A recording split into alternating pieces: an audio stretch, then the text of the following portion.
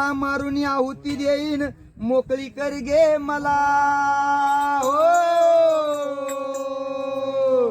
आणि सत्वर पाव घे मला भवानी आई रोजगा वाहीन तुला सत्वर पाव घे मला भवानी आई रोजगा वाहीन तुला सत्वर पाव घे मला भवानी आई रोजगा वाहीन तुला सत्वर पाव घे मला भवानी आई रोजगा वाहीन तुला अशी कशी बिनलाजी काय नु काय काय मागती बघा. आता तर म्हणती एका जनार्दनी सगळेच जाऊ दे जाऊ दे सगळे जातात. सासरा नको सासू नको ननंद बी नको नवरा बी नको कोणीच नको मला कोणीच नको सगळे तिकडे जाऊ दे आणि एकटीच राहू दे मला हो.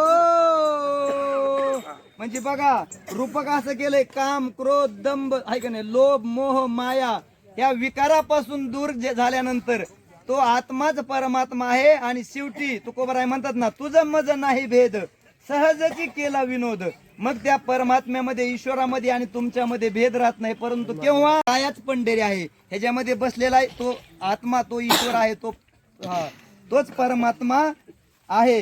परंतु जोपर्यंत या मोहाने लोभाने मायेने ग्रासलेला आहे तोपर्यंत काम क्रोध देह भरीला विठ्ठले काम क्रोधे घर केले रीते.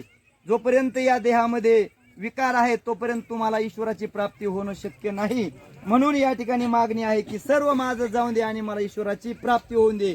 कुंडली कवरदा हरी विठ्ठल श्री ज्ञानदेव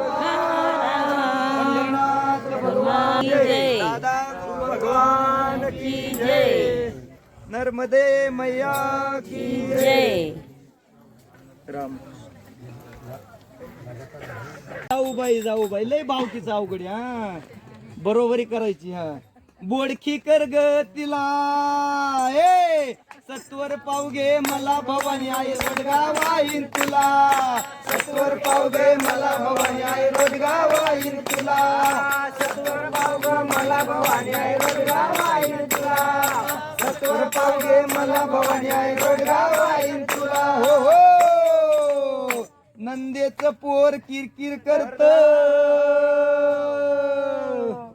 नंदेच पोर किरकिर करत खरोज येऊ दे त्या भवानी आई रोजगा वाहीन तुला सत्वर पाव मला भवानी आई रोजगा वाहीन तुला सत्वर पाव.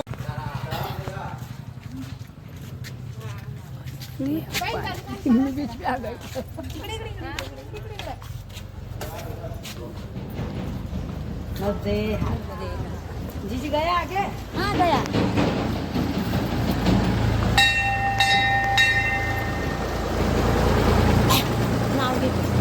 केसरिया हनुमान